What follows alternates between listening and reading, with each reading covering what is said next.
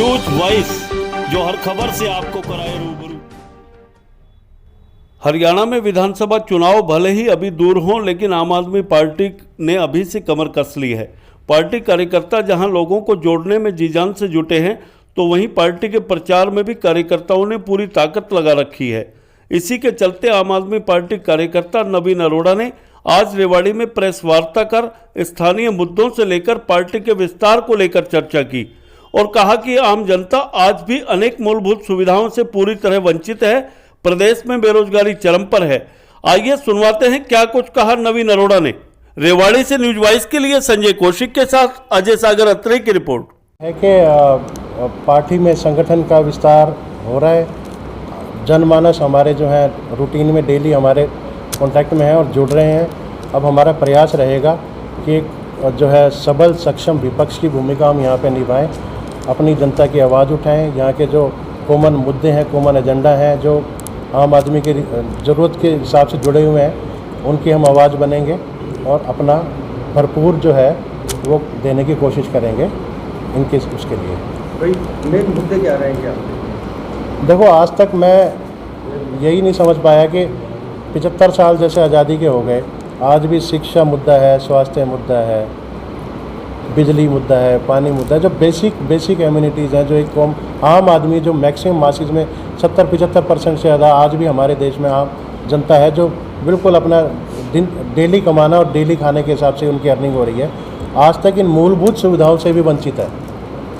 तो आज भी इसी चीज़ पे लड़ाई चल रही है। इसके अलावा करप्शन एक बहुत बड़ा मुद्दा है। शहर की साफ़ सफाई सिस्टम जो है वो बहुत बड़ा मुद्दा है। ये जो अपने आवारा पशु जो शहर में घूम रहे हैं, ये एक बहुत बड़ा मुद्दा है। युवाओं का रोज़गार बहुत बड़ा मुद्दा है। युवाओं का करियर से खेला जा रहा है। उनको एक तरफ मोदी जी बोलते हैं कि भाई, खट्टर जी बोलते हैं हमारा देश और हमारा प्रदेश युवाओं का देश है, युवाओं का प्रदेश है, और हमारी एवरेज लाइफ जो है देश की बहुत कम है, हम बहुत बहुत ज़्यादा ग्रो करेंगे, और युवाओं को तो रोज़गार दिया ही नहीं जा रहा। पार्टी विस्तार कर रही है दूसरे राज्यों में, जैसे हरियाणा में भी आज आप इसी कर रहे हैं। रेवाड़ी के अंदर 5 राज्यों के जो हाल ही के अंदर चुनाव हुए, क्या ऐसा कारण रहा कि पंजाब को छोड़कर सभी जगह पार्टी पीछे बैकफुट पर रही? देखो सर, क्या है कि ऐसा नहीं होता कि एक दिन में सारी चीज़ें हो जाती हैं। पंजाब में इन्होंने पीछे 7-8 साल लगाए हुए हैं वहाँ पे, और इनका एक काडर था, एक कार्यकर्ता बेस था, सिस्टम था, और इनकी जो विचारधारा है उसका घर घर जाके प्रॉपर प्रचार प्रसार हो पाया।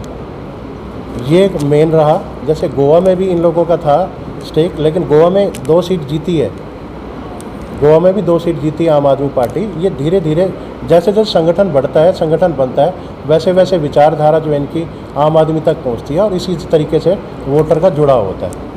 आपकी शुरुआत मेन जो है वो दिल्ली से हुई, केजरीवाल जी, बहुत से लोग जुड़े जी, सफलता भी मिली। जी। उसी दिल्ली के अंदर जो महावीर जयंती पे, हनुमान जयंती पे जो दंगा फसाद हुआ, क्या मानते हैं हिंदू मुसलमान की राजनीति कहीं ना कहीं सामने आ रही है? देखो जी, इसके अंदर मोटी सी बात ये है कि दिल्ली की जो सुरक्षा और इसकी पुलिस की जिम्मेदारी है, ये आती है गृह मंत्रालय की और एलजी की, ठीक है, और सारी जांच एजेंसी इनके पास है, सब कुछ है।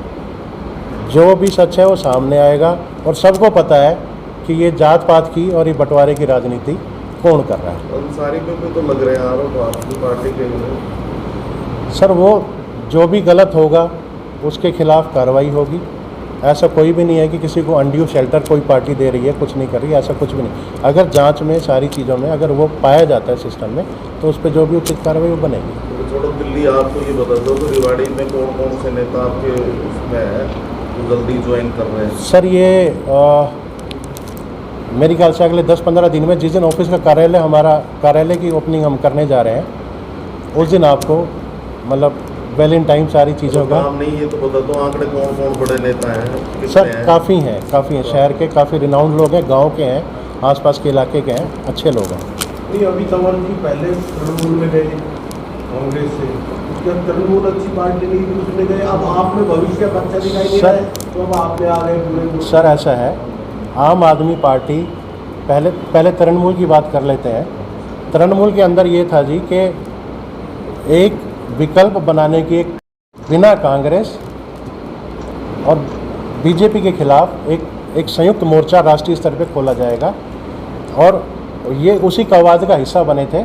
और उसके अंदर जो है, जब सारी चीज़ें प्रशांत किशोर जी उसको बीच में कोऑर्डिनेट कर रहे थे।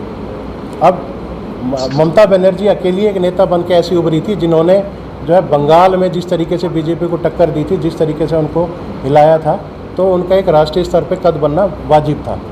और अशोक तंवर कोई स्वार्थ की राजनीति नहीं करता। अगर स्वार्थ की करता तो अपने 28 साल के राजनीतिक करियर को सिर्फ आम आदमी, जिन्होंने सड़कों पे मेहनत की कांग्रेस पार्टी के लिए, जिन्होंने रात दिन पसीना बहाया, और उन लोगों को जब उनका वाजिब हक नहीं मिला तो उन्होंने अपना करियर दांव पे लगा दिया। उनको बहुत बड़े बड़े प्रलोभन थे, लेकिन उन्होंने ऐसा कोई प्रलोभन नहीं लिया।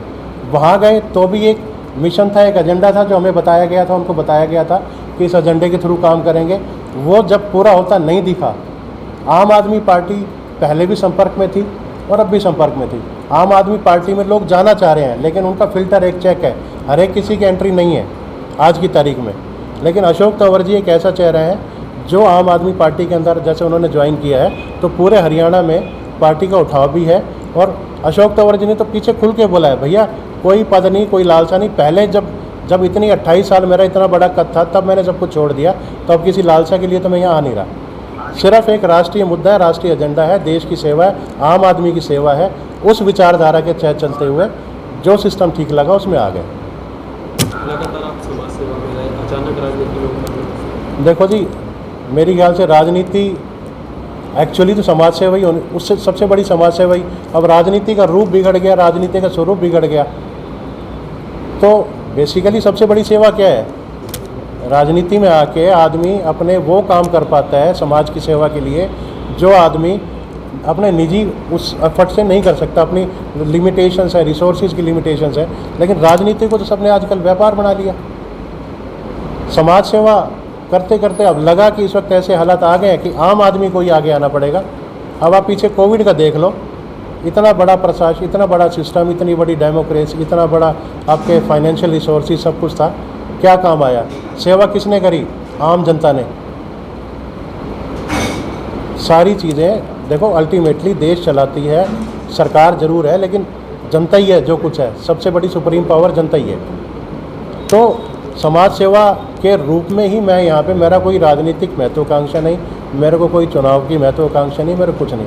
लेकिन हाँ, अब ये मुझे लगा कि आवाज़ बनना है, कि मुद्दे उठाने हैं।